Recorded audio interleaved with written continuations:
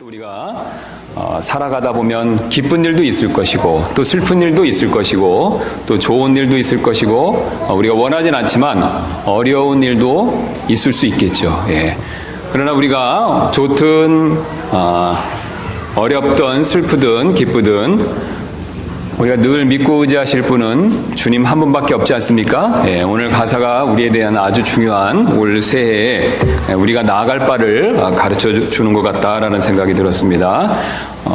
우리 주님은 신실하시기 때문에 우리가 계속 믿고 의지하고 신뢰한다면 하나님께서 원하시는 때에 모든 것을 통해서 반드시 합력하여 선을 이루실 줄로 믿습니다. 이 믿음을 잃지 않는 저와 여러분 되시기를 주님의 이름으로 소원합니다. 오늘 우리 살펴볼 하나님 말씀 로마서 되겠습니다. 로마서 12장 1절부터 2절까지 말씀 살펴보는 시간 갖도록 하겠습니다. 로마서 12장 1절부터 2절까지 말씀 되겠습니다. 그러므로 형제들아 내가 하나님의 긍휼을 힘입어 너희에게 간청하노니 너희는 너희 몸을 거룩하고 하나님께서 받으실 만한 살아있는 희생물로 드리라. 그것이 너희의 합당한 섬김이니라.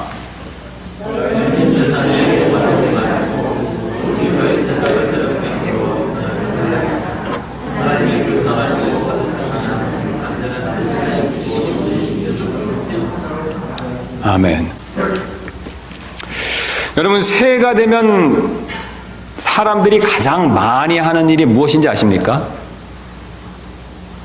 예, 바로 새해 결심이죠. 예. 일례로 한국 사람들이 올 한 해 가장 많이 세운 결심은 다음과 같습니다. 첫 번째는 금연이 되겠습니다. 두 번째는 체중 감량이 되고요. 세 번째는 흥미로운 것 배우기였고요. 네 번째는 금주며 다섯 번째는 여행이라고 합니다. 그런데 이 조사에 의하면요, 이렇게 결심한 사람들 중에서요, 일주일까지는, 새해가 시작되고 일주일까지는 75%의 사람들만 자신이 처음 한 결심을 지킨다고 합니다. 그 다음에 한 달이 지나면 64%로 떨어지고요. 그 다음에 6개월이 지나면 46%밖에 남지 않고요. 결국 연말이 되면 새해 결심을 포기한 사람은 무려 88%나 된다고 합니다. 즉 12% 정도의 사람만이 새해 결심을 이룬다라는 뜻이 되겠죠. 이 통계대로라면요, 이미 새해의 한 주가 시작되었기 때문에 우리 가운데서 최소한 25%의 사람들은 이미 새해 결심을 포기했을 수도 있겠죠. 이처럼 새롭게 변화되는 일은 결코 쉬운 일이 아닙니다. 이런 현실은 우리 그리스도인들에게도 마찬가지가 되는데요. 구원받은 우리는 우리가 구원받기 전과는 다르게 살아야 한다라는 사실을 분명히 알고 있습니다. 여러분 이 사실 잘 알고 계시죠? 즉 변화된 삶을 살아야 된다라는 사실을 이미 익히 잘 알고 있죠. 그러나 우리는요, 종종 어떻게 변화되어야 되는지, 그리고 우리의 변화의 시작점은 어디서부터 그것이 출발해야 되는지, 이런 것들을 잘 모를 때가 있죠. 그러나 감사하게도 오늘 성경은 이 점에 대해서 우리에게 아주 중요한 내용을 말씀해주고 있습니다. 즉 우리가 어떻게 변화되어야 하는지, 그리고 그 변화의 출발점이 어디인지를 알려주고 있습니다. 오늘 본문 2절 말씀을 다시 한번 보도록 하겠습니다. 2절 말씀을 다시 한번 보시면요, 이렇게 말씀하고 계십니다. 너희는 이 세상에 동화되지 말고 오직 너희 생각을 새롭게 함으로 변화를 받아. 자, 여기 분명히 지금 주님께서 우리의 변화의 출발점이 어딘지를 말씀해주고 계시지 않습니까? 바로 어디가 되겠습니까? 우리의 생각을 새롭게 함으로 변화를 받으라 라고 말씀하고 계시죠. 즉 변화의 시작점은요, 우리의 생각의 변화다. 여기서부터 시작돼야 된다라는 사실을 알려주고 계시죠. 사실 사람은요, 이 점에 있어서 동물과 다르죠. 여러분 동물들은 어떻습니까? 본능과 욕구에 따라 행동하지 않습니까? 졸리면 자고 배고프면 먹습니다. 더 이상 다른 이유는 없죠. 잘 때 뭔가를 고민하면서 왜 자야 되는지 철학적으로 고민하면서 자는 동물들은 없다는 것이죠. 또 먹는 것에 대해서 왜 내가 먹고 살아야 되는지 고민하는 그런 동물들은 없다는 것입니다. 그저 본능과 욕구에 따라 행동하죠. 그래서 우리가 흔히 아무 생각 없이 본능과 욕구에 따라 사는 사람들을 동물과 같은 삶을 산다라고 표현할 때가 있죠. 그래서 아무데나 자고 다른 사람 신경 안 쓰고 자기 마음대로 먹고. 여러분 그러면 어떻습니까? 이 사람은 그냥 욕구에 따라 사는 사람이구나. 마치 동물과 같구나라고 우리가 생각하기도 하죠. 여러분 그러나 사람은 다릅니다. 사람은 하나님의 형상을 따라 지음받은 존재이죠. 여러분 이 사실 믿으시죠? 그래서 우리는요 하나님처럼 생각하고 행동을 하죠. 우리가 정상적인 사람이라면요, 우리가 온전한 사람이라면요, 하나님의 형상을 닮았기 때문에 하나님처럼 생각하고 그 다음에 행동하게 되어 있습니다. 그래서 우리가 마음속에요 어떤 생각을 품고 있느냐에 따라서 행동이 달라질 수가 있습니다. 잠언 21장 5절은 이 사실을 우리에게 다음과 같이 분명히 말씀해 주시는데요. 잠언 21장 5절 이렇게 말씀하고 계십니다. 부지런한 자들의 생각들은 오직 풍족함으로 이끌거니와 조급한 모든 자의 생각들은 궁핍함으로 이끌 뿐이니라. 여러분 지금 잠언 기자가 어떻습니까? 부지런한 자의 생각과 조급한 자의 생각이 다르기 때문에 행동도 다르고 그에 따른 결과도 다르다라는 것을 분명히 말씀해 주고 있죠. 사실 이런 예를요 우리는 어렵지 않게 주변에서 흔히 발견할 수 있죠. 일례로 1950년대에 있었던 실제 사건입니다. 이 영국의 컨테이너 운반선 한 척이요 화물을 내리기 위해서 이 스코틀랜드의 한 항구에 닷을 내린 적이 있었다고 합니다. 그런데 이 선원 한 명이 모든 짐들이 냉동 컨테이너 안에 있는 모든 짐들이 내려졌는지를 확인하려고 냉동 컨테이너 안으로 들어간 일이 있었습니다. 이때 이 사람이 안에 있는 것을 모르고 다른 선원이 이 밖에서 그만 이 냉동 컨테이너, 냉동실의 문을 닫아버렸습니다. 안에 갇힌 선원은 있는 힘을 다해 이렇게 문을 두드렸지만 아무도 그 소리를 듣지 못했고 배는 다시 포르투갈을 향해서 이렇게 떠나버리는 일이 벌어졌었습니다.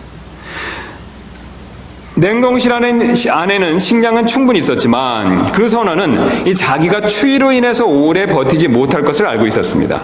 그래서 그는 쇠 조각 하나를 들고 냉동실 벽에 자신이 겪은 고난을 시간별 날짜별로 상세하게 기록을 하기 시작했습니다. 차가운 냉기가 코와 손가락과 발가락을 꽁꽁 얼리고 몸을 마비시키는 과정을 쭉 적어 놓았었습니다.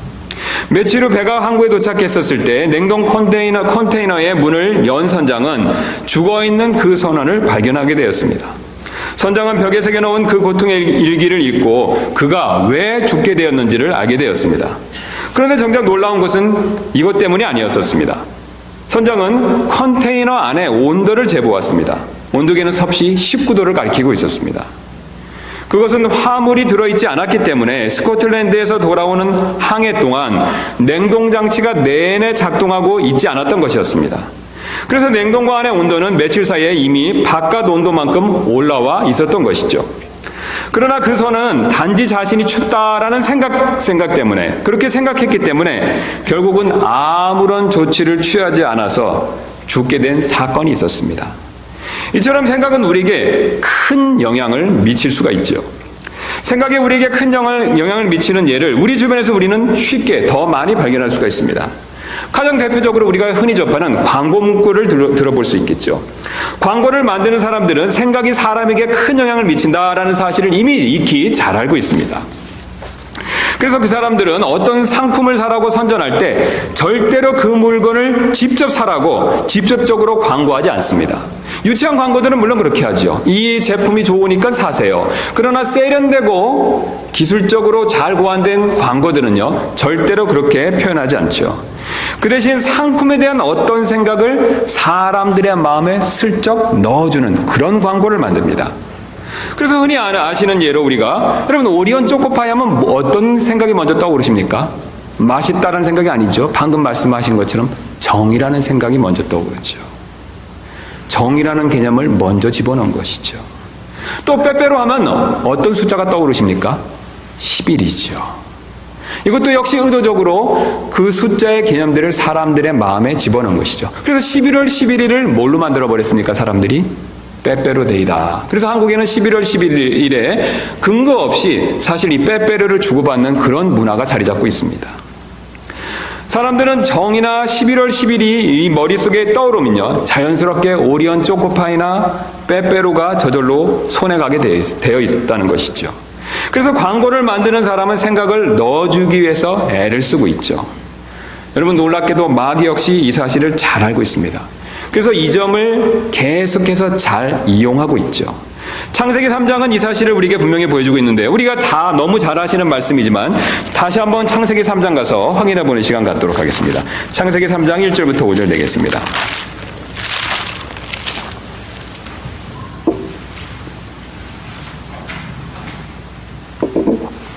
제가 3장 1절부터 5절 말씀 받들어 읽도록 하겠습니다. 이제 뱀은 주 하나님께서 만드신 들의 어떤 짐승보다 더 간교하더라. 그가 여자에게 이르되 참으로 하나님께서 말씀하시기를 너희는 동산의 모든 나무에서 나는 것을 먹지 말라 하시더냐 하니 여자가 뱀에게 이르되 우리가 동산의 나무들의 열매는 먹어도 되나. 동산의 한가운데 있는 나무의 열매에 관하여는 하나님께서 이르시되 너희는 그것을 먹지도 말고 만지지도 말라. 너희가 죽을까 염려하노라 하셨느니라 하매 뱀이 여자에게 이르되 너희가 절대로 죽지 아니하리라. 너희가 그것을 먹는 날에 너희 눈이 열리고 너희가 신들과 같이 되어 선악을 알 줄을 하나님이 아시느니라 하니라. 자, 사탄은 지금 여자에게 선악과를 직접적으로 먹으라는 말을 한마디도 안 하고 있습니다. 여러분 그렇지 않습니까? 직접적으로 와서 선악과를 먹으라 라는 말을 절대로 하고 있지 않죠. 그런데도 결국 우리가 잘 아시는 대로 여자는 그 선악과를 먹어버렸습니다. 여러분 어떻게 여자가 먹게 되었었습니까? 사탄이 두 가지 생각을 여자의 마음에 집어 넣어 주었기 때문에 그렇죠.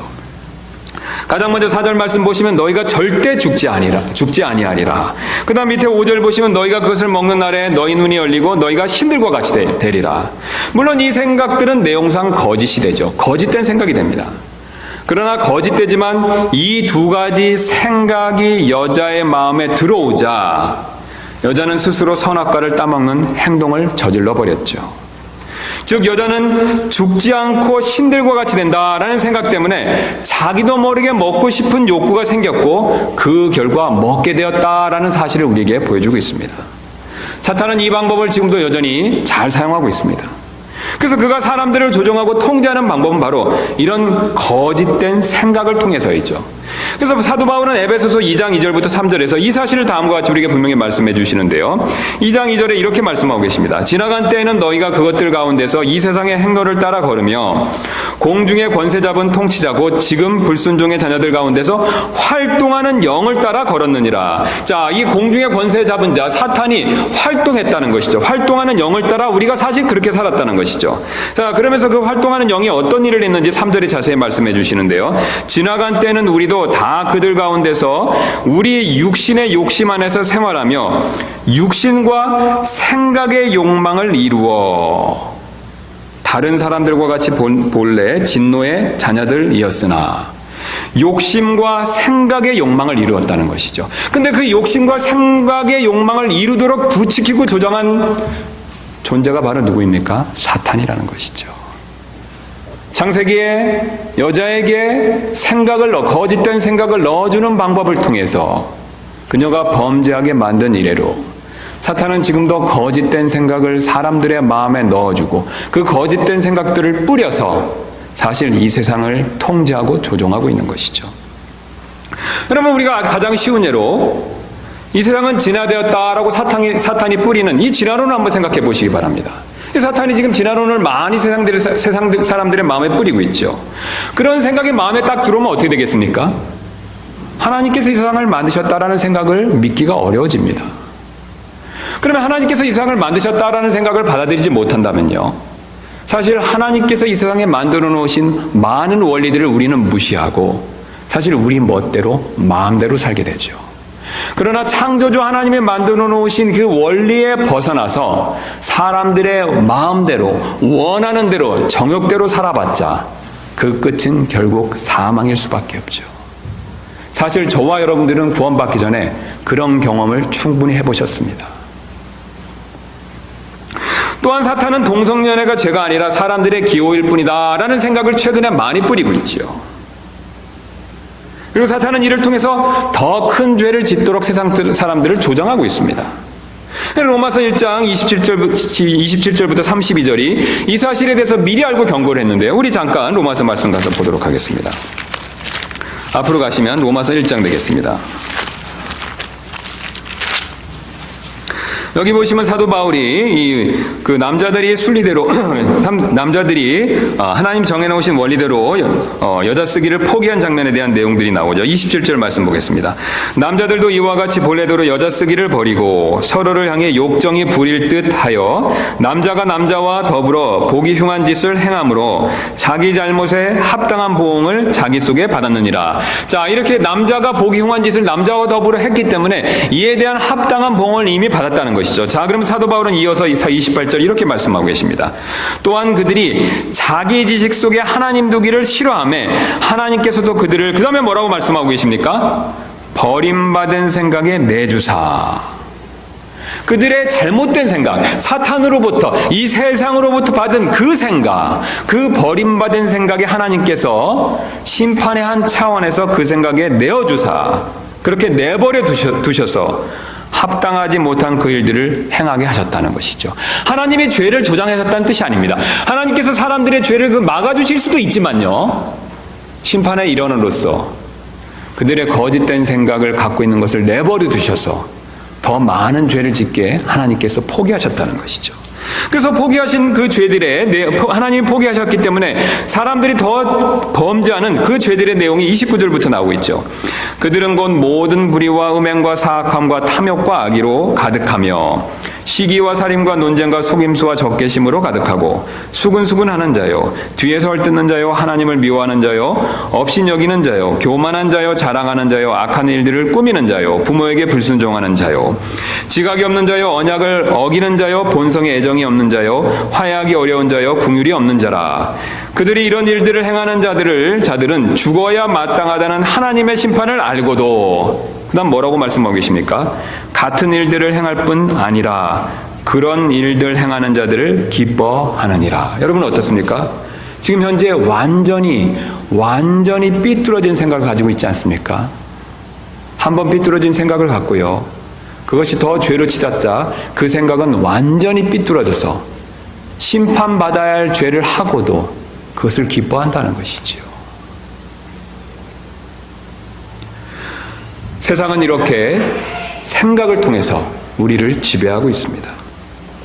그러므로 우리는 이런 세상적인 생각에 동화되지 말아야 하죠. 그래서 오늘 본문 2절로 다시 한번 가서 보시면요, 12장 2절에 사도 바울께서 그래서 이 다음과 같은 내용을 강조하고 계시죠. 2절, 너희는 이 세상에 동화되지 말고, 이 세상이 주는 생각들, 이 세상이 우리에게 심어주는 그 생각들에 동화되지, 그것을 따르지 말아야 된다라고 말씀하고 계십니다. 그리고 오히려 그 다음에 이런 세상적인 생각으로부터 우리의 생각을 새롭게 해야 된다라고 이어서 말씀하고 계시죠. 그 다음에 이어지는 구절에 이렇게 말씀하고 계시지 않습니까? 오직 너희 생각을 새롭게 함으로. 세상에 동화되지 않는 것은요, 바로 우리가 옛날에 구원받기 전에 가졌던, 또한 지금도 세상이 우리에게 주는 그 생각을 따르지 말라는 것이죠. 그래서 그 세상적인 생각을 버리고 뭘 말씀하고 계십니까? 우리의 생각을 새롭게 하라는 것이죠. 주님 안에서 하나님께서 주시는 말씀 안에서 우리의 생각을 새롭게 하는 것이 필요하다는 것이죠. 그런데 사도 바울은 이어서 놀라운 사실을 우리에게 계속해서 말씀해 주고 계십니다. 바로 우리가 이렇게 생각을 새롭게 할 때요, 하나님께서 우리를 변화시켜 주실 것을 약속하고 계시죠. 2절 계속해서 보시면요, 오직 너희 생각을 새롭게 함으로, 그 다음에 뭐라고 말씀하고 계십니까? 변화를 해야 된다라고 말씀하시는 것이 아니라 어떻게 말씀하고 계시죠? 변화를 받는다라고 말씀하고 계십니다. 수동태로 말씀하고 계시죠.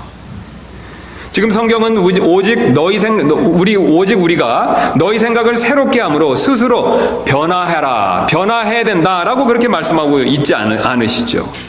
오히려 우리가 우리의 생각을 새롭게 하면요, 그 다음에 하나님께서 역사하셔서 우리를 변화시켜 주실 것을 약속하고 계십니다. 여러분, 변화된 삶을 원하십니까?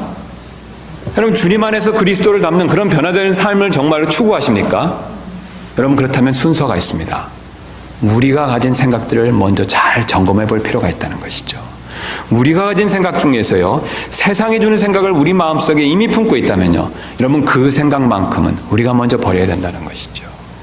그 생각을 버리고 주님이 주시는 새로운 생각을 가졌었을 때, 그때 하나님께서 일하기 시작하신다는 것이죠. 즉, 우리가 우리 안에 있는 세상적인 생각을 버리고 하나님께서 원하시는 방식으로 새롭게 생각하기 시작하면요, 주님이 우리 가운데서 일하시면서 우리를 변화시켜 주신다는 것이죠. 그렇다면 우리는 우리의 생각을 구체적으로 어떻게 새롭게 할까요? 성경은 우리가 우리의 생각을 새롭게 할 내용들을 다음과 같이 풍부하게 우리에게 말씀해 주고 계십니다. 그래서 제가 그 내용들을 너무 많기 때문에 주보에 좀 적어봤는데요. 주보를 봐주시면 감사하겠습니다. 우리 주보를 봐주시면요. 거기에 우리가 생각이 변해야 될 내용들에 대해서 쭉 성경이 여러 구절을 우리에게 가르쳐주고 있죠. 가장 먼저 로마서 8장 5절부터 6절 말씀을 보시면요. 육신을 따르는 자들은 육신의 일들을 생각하거니와 성령을 따르는 자들은 성령의 일들을 생각하나니. 자, 구원받은 우리는 성령의 일들을 생각해야 되겠죠. 이어서 이렇게 말씀하고 계십니다. 육신적으로 생각하는 것은 사망이요. 그 다음에 뭘 말씀하고 계십니까? 영적으로 생각하는 것은 생명과 평안이니라. 영적으로 생각해야 된다는 것이죠. 육신적으로 생각하지 말고요. 세상이 주는, 마귀가 주는 생각을 따르지 말고요. 영적으로 생각해야 된다는 것이죠. 자, 그렇다면 영적으로 생각하는 것이 무엇이 될까요? 성경은 이어서 그것에 대한 구체적인 내용들을 우리에게 말씀해 주고 계십니다. 12장 16절입니다. 서로를 향해 같은 생각을 가지며 높은 것들의 생각을 두지 말고. 여러분, 영적인 생각이 무엇인지를 우리에게 지금 주님이 가르쳐 주시는데, 가장 첫 번째로 우리는 서로를 향해 같은 생각을 가지라는 것이죠. 또 높은 것들의 생각을 두지 말라는 것입니다. 같은 생각을 갖고 겸손한 마음에 겸손한 생각을 가지라는 것이죠. 고린도전서 1장 10절도 역시 마찬가지입니다. 시간이 없기 때문에 제가 밑줄 긋은 내용들만 읽도록 하겠습니다. 너희 가운데 분쟁이 없이 같은 생각과 같은 판단 안에서 완전히 함께 결합하라. 역시 같은 생각을 가지라고 말씀하고 계시죠. 또 고린도전서 13장 15절입니다. 우리가 사랑과 관계에 대해서 아주 중요하고 유명한 말씀되죠. 무례히 행동하지 아니하며 자기 것을 추구하지 아니하며 쉽게 성내지 아니하며. 그 다음에 무엇을 생각하지 말라고 경고하고 계십니까? 악을 생각하지 말라는 것이죠. 사실 악은 어떤 모양도 버려야 되며 그 버리는 출발점은 바로 악을 생각하지 않는 데 있습니다. 그 다음에 고린도서 10장 5절이죠. 밑줄 그은 내용만 보도록 하겠습니다. 스스로를 높이는 모든 것을 무너뜨리고 모든 생각을 사로잡아 그리스도께 순종하게 하며. 우리가 그리스도께 순종하고자 하는 생각, 그 생각이 바로 영적인 생각이라는 것이죠. 그 다음에 에베소서 4장 17절입니다. 다른 이방인들이 그들의 헛된 생각 속에서 걷는 것 같이 걷지 말라. 우리 과거에 구원받기 전에 우리가 세상 생각을 따라 살았던 그런 삶을 살지 말라는 것이죠. 그것은 바로 이방인들의 삶이라는 것입니다. 이방인들의 생각이라는 것이죠. 돈이 최고다, 권력이 최고다, 학력이 최고다, 그런 것만 있으면 이 세상에서 내가 편안히 잘 살 수 있다. 여러분, 지극히 이방인들이 갖는 생각이죠. 성경은 결코 그런 생각을 우리에게 말씀해 주고 있지 않습니다. 여러분, 돈이나 명예나 권세나 이게 다 누구의 것입니까? 주님의 것이지요. 그 모든 것을 가지고 계신 주님, 그분을 믿고 의지하려는 생각, 그 생각이 영적인 생각이라는 것이죠. 그래서 에베소 4장 23절은 로마서 12장 2절과 같은 내용을 말씀하고 계시지 않습니까? 너희의 생각의 영 속에서 새롭게 되라. 생각을 새롭게 하라는 것이죠. 그 다음에 빌립보서 2장 2절부터 5절입니다. 너희는 같은 생각을 품고 같은 사랑을 가지며 한 마음과 한 생각이 되어 역시 한 생각을 품을 것을 말씀하고 계시죠. 그 다음에 그 생각은 겸손과 관계된 것을 오직 겸손한 생각으로 각각 자기보다 남을 더 낫게 여기며 라고 그것을 알려주고 계십니다. 또한 너희 안에 이 생각을 품을지니 그것은 그리스도 예수님 안에도 있던 생각이라. 바로 예수님도 방금 성경에 말씀하신 그런 생각을 갖고 계셨기 때문에 우리도 그런 생각을 가져야 된다라고 말씀하고 계십니다. 빌립보서 4장 8절은 더 구체적으로 말씀하시는데요. 끝으로 형제들아, 무엇이든지 진실한 것과 무엇이든지 정직한 것과 무엇이든지 의로운 것과 무엇이든지 순수한 것과 무엇이든지 사랑스러운 것과 무엇이든지 좋은 평판이 있는 것과 덕이 되는 것과 칭찬이 되는 것이 있거든 이런 것들을 곰곰이 생각하라. 여러분, 이런 내용들에 대해서 우리는 생각을 해봐야 된다는 것이죠. 끝으로 디모데후서 1장 7절은 이렇게 말씀하고 계십니다.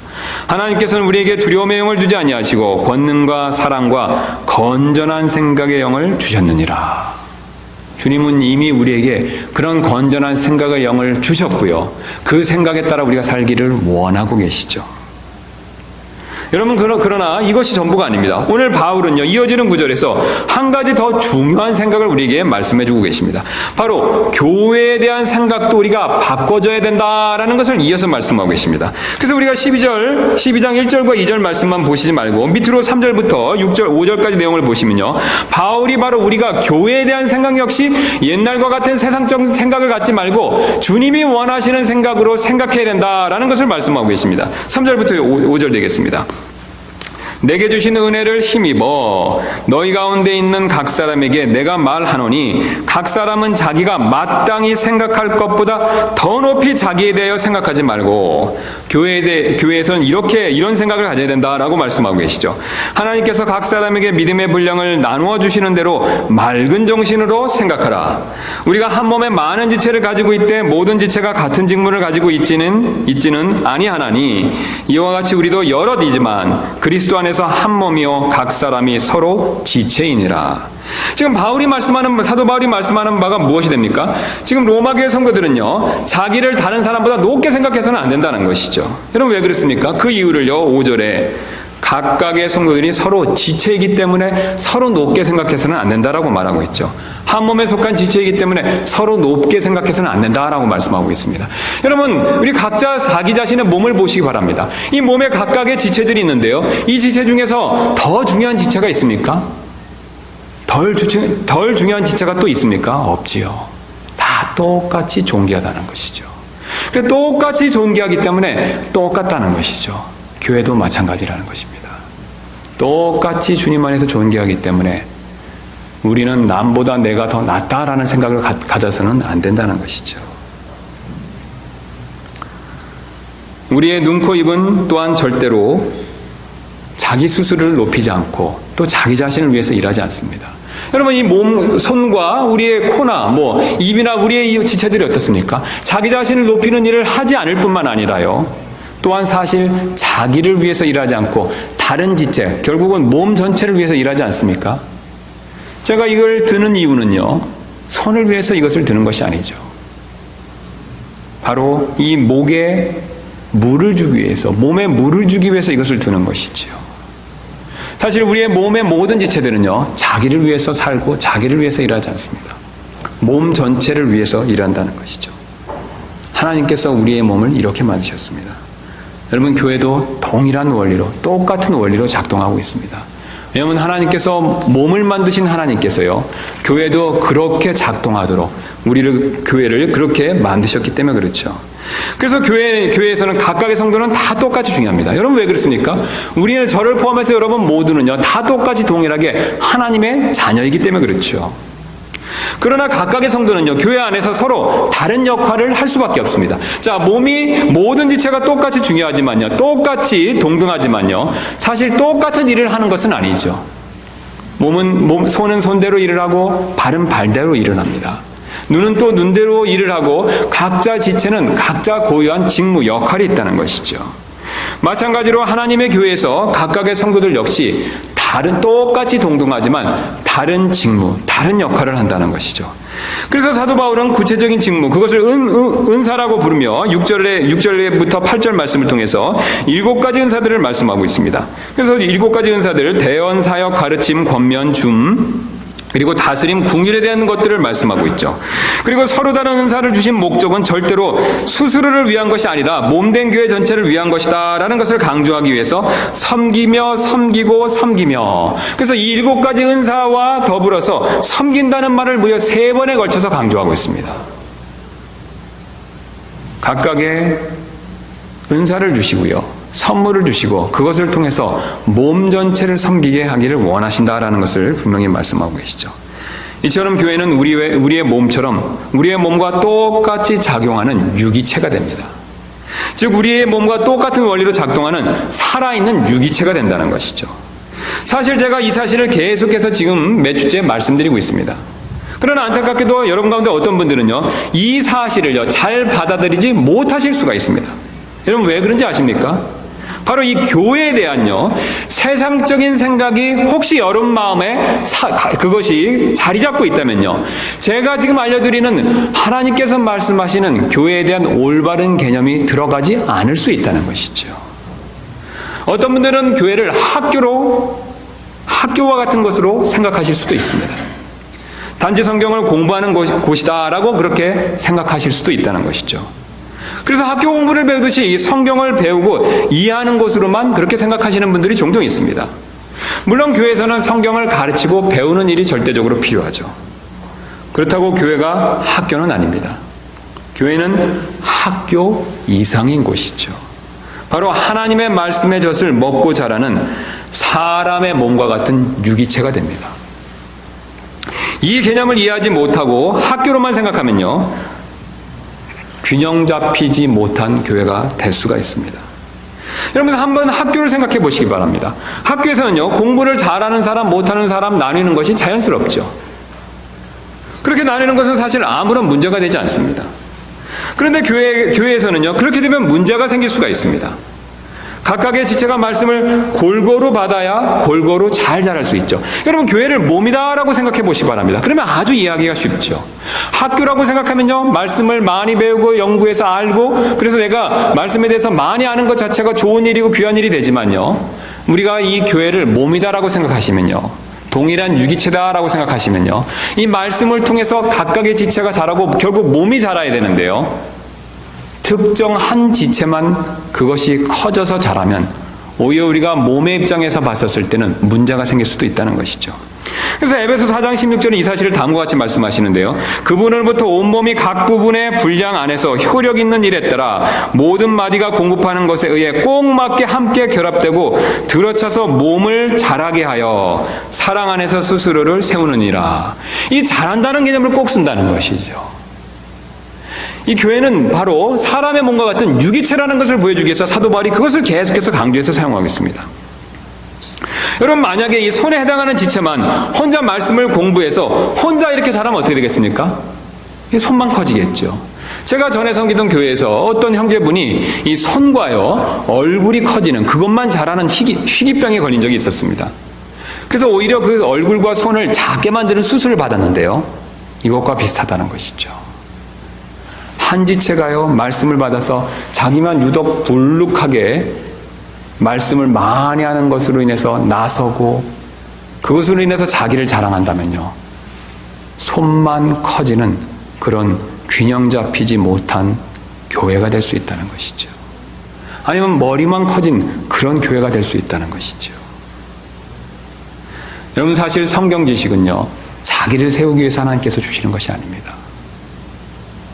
하나님께서 머리이신 예수 그리스도는요, 바로 우리가 이 하나님 말씀을 배우고 또 이 말씀을 아는 것을 통해서 골고루 자라기를 원하시죠. 그래서 내가 말씀을 먼저 많이 알았다고 자랑할 것이 없습니다. 오히려 말씀을 먼저 많이 아는 분들은요, 성경 말씀대로 자신을 낮추고 다른 사람들을 아는 만큼 섬기는 일이 필요하죠. 여러분 이것이 바로 교회와 학교의 차이점이죠. 학교에서는 공부 잘하는 순서로 사람들을 대접해 줍니다. 학생들을 대접해 주죠. 그러나 교회는 절대로 그런 것이 아니라는 것이죠. 말씀을 많이 한다고 내가 남보다 나을 것이 없다는 것입니다. 말씀을 많이 한다고 내가 그것으로 나를 자랑한다면요, 제가 계속해서 말씀드린 것처럼 손이나 발만 커진 그런 균형 잡히지 못한 몸이 된다는 것이죠. 또 어떤 분들은 교회를 단순히 봉사하며 일하는 곳이다라고 생각합니다. 물론 교회에서 봉사하는 일은 당연히 필요한 일이 되죠. 그러나 교회는요, 단순히 세상 단체처럼 봉사하고 일하는 곳 이상이 되죠. 바로 교회는 우리의 몸처럼요, 서로를 위해 일하는 유기체가 됩니다. 세상 단체에서는 일을 잘하고 못하는 것이 중요한 기준이 되죠. 그래서 이 일을 잘했냐 못했냐, 이것을 가지고 서로를 평가하죠. 이것을 가지고 서로를 판단합니다. 그러나 여러분 교회는 서로 한 몸인 지체가 됩니다. 여러분 이가 없으면 누가 일을 해줍니까? 잇몸이 대신 일을 해주죠. 오른손이 약하면 어느 손이 대신 일을 해줍니까? 왼손이 일을 대신해 주죠. 오른손이 약해서 일을 못할 때 왼손은 판단하거나 비판하거나 불평을 절대로 하지 않습니다. 자연스럽게 도와준다는 것이죠. 자연스럽게 섬겨준다는 것이죠. 여러분 교회도 마찬가지입니다. 교회에서 우리가 모인 목적은요, 봉사를 하기 위한 것이 아니죠. 교회는 일을 위해 존재하는 것이 아닙니다. 교회는 바로 저와 여러분들을 위해서 존재하는 것이죠. 저와 여러분들을 위해서 봉사하는 일이 필요하다는 것이죠. 예수 그리스도의 핏값으로 산 우리, 하나님께서 가장 사랑하는 바로 우리를 위해서 일하는 것이 필요하다는 것이죠. 나 자신을 위해서도 아닙니다. 바로 다른 지체, 몸 전체를 위해서 일하는 것이 필요하다는 것이죠. 우리가 이것을 생각한다면요, 다른 지체가 일을 좀 못한다고, 또 다른 지체가 일이 게으르다고 우리는 사실 비난하거나 비평하거나 판단하는 일을 섣불리 할 수 없다는 것이죠. 세상에서는 그것이 통합니다. 그러나 교회에서는 그런 일이 없어야 한다는 것이죠. 어떤 분들은 또한 교회를 출판 사역을 하는 곳이다 라고 생각하는 분이 계십니다.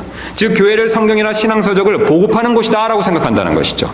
물론 교회에서 그런 사역을 하는 것이 절대적으로 필요합니다. 요즘과 같은 시대에는 그런 출판 사역이 아주 중요하죠. 그러나 교회는요, 출판 사역을 하는 출판사 이상인 곳이죠.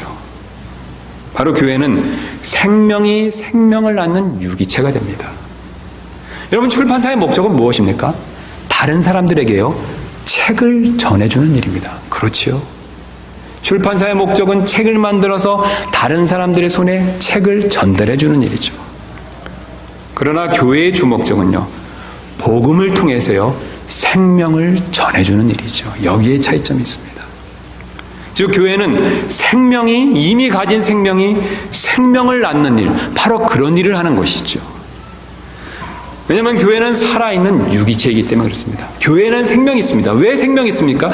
예수 그리스도의 복음이 교회 안에 선포되고 교회 안에서 전해지기 때문에 그렇죠. 하나님께서는 이 사명을요, 교회에게 맡기셨습니다. 출판사에 맡기신 적이 전혀 없죠. 여러분, 성경에서 출판사라는 단어를 찾아보신 적이 있습니까? 만약에 하나님께서 출판사에 맡기길 원하셨다면 출판사란 말을 쓰셨겠죠. 그러나 주님께서는요, 이 생명이 생명을 낳는 일을 교회에게 맡기셨습니다. 그러므로 교회를 출판사로 생각하면요, 이건 역시 버려야 될 세상적인 생각이 된다는 것이죠. 어떤 분들은 교회를 세금을 내는 법적 기관이다라고 생각하시는 분들이 종종 있습니다. 물론 교회는 교회가 가진 건물이나 물질 때문에 그것으로 인해서 국가에 세금을 낼 필요가 있습니다. 안 내도 되지만요, 국가가 그것을 요구하면 낼 필요가 있죠. 분명히 예수님도 누가복음 20장 25절에서요, 카이사라의 것은 카이사라에게 바치라 라고 말씀하신 적이 있죠. 그러나 교회는 세금을 내는 법적 기관 이상이 되는 것이죠. 바로 교회는 여러 지체분들이 지금 이렇게 모여있는 살아있는 유기체이기 때문에 그렇습니다. 여러분, 우리가 세금을 내는 목적은요, 교회가 가진 재물 때문에 내는 것이지 바로 이 교회의 본질은 우리 사람 때문에 세금을 내는 것은 아니라는 거죠. 세상 사람들 눈에는요, 그리스도인들이 가지고 있는 이런 예배당 건물이나 재산이 교회처럼 보이기 때문에요. 그들 눈에는 꼭 그것이 교회처럼 보이기 때문에 그것에 대해서 세금을 요구하고 그것에 대해서 법적 장치와 제도를 만들지만요, 사실 교회는 아시는 대로 결코 건물이나 재산이 아니죠. 교회는 바로 구원받은 저와 여러분들 자신이 됩니다. 그러므로 교회를 한낱 세금을 내는 기관으로 여기는 건 역시 세상적인 생각일 뿐이라는 것이죠. 우리는 지금까지 교회는 예수 그리스도를 머리로 삼는 살아있는 유기체다라는 사실을 배웠습니다. 우리가 이 사실을 믿는다면요, 우리가 그동안 가졌던 이 교회에 대한 세상적인 옛 생각들을 오늘 말씀처럼 버릴 필요가 반드시 있습니다. 그리고 반대로 교회에 대한 올바른 생각을 더 분명히 확신 가운데 가질 필요가 있다는 것이죠. 우리가 그렇게 생각할 때요, 오늘 주님께서 우리에게 약속해 주신 것처럼 우리 교회를 더 변화시켜 주시고 더 성장시켜 주실 것입니다. 왜냐하면 우리가 세상적인 생각을 버리고요, 새로운 생각을 가졌었을 때 주님께서 우리를 변화시켜 주실 것을 약속하고 있기 때문에 그렇다는 것이죠. 단 여기 한 가지 조건이 있습니다. 이를 실천하기 위해서는요, 우리는 교회에 대한 세상적인 옛 생각들을 모두 다 똑같이 버려야 한다는 것이죠. 누구는 버리고 누구는 여전히 버리지 않는다면요, 우리 교회는 진정으로 변화될 수 없습니다. 여러분, 왜 그렇습니까? 우리는 둘이 아니라 하나이기 때문에 그렇죠. 쉬운 예로요, 이 손만 제가 깨끗하게 씻었다라고 생각해 보시기 바랍니다. 손만 깨끗하게 씻고 몸의 다른 부분은 아직도 더러운 상태에 있다면 여러분 가운데 저를 보셨을 때 저를 깨끗하다라고 여기실 분이 아무도 없을 것입니다. 여러분 동일하다는 것이죠. 저를 포함한 여기 계신 여러분들이 계신데요. 몇몇 분들만 교회에 대한 옛날 생각을 버리고 새로운 생각을 갖고 계시고 다른 분들은 여전히 옛날 생각을 갖고 계시다면요. 주님 보셨을 때 우리는 온전하게 깨끗하지 못하다는 것이죠. 온전하게 동일한 새로운 생각을 갖고 있는 것이 못 된다는 것이죠. 여러분 그렇다면 우리가 변화되는데 주님이 우리를 변화시키시는데 좀 더 시간이 필요할 수 있을 수도 있다는 것이죠. 우리 모두가 똑같은 생각을 새롭게 할 때 주님께서는 우리를 변화시켜 주실 것을, 아니 우리 교회 전체를 변화시켜 주실 것을 약속하고 계십니다. 이를 믿고 순종하는, 그래서 올 한 해에는 우리 교회가 더욱더 변화되고 성장되는 그런 복을 누리실 수 있게 되는 저와 여러분들 되시기를 주님의 이름으로 소원합니다.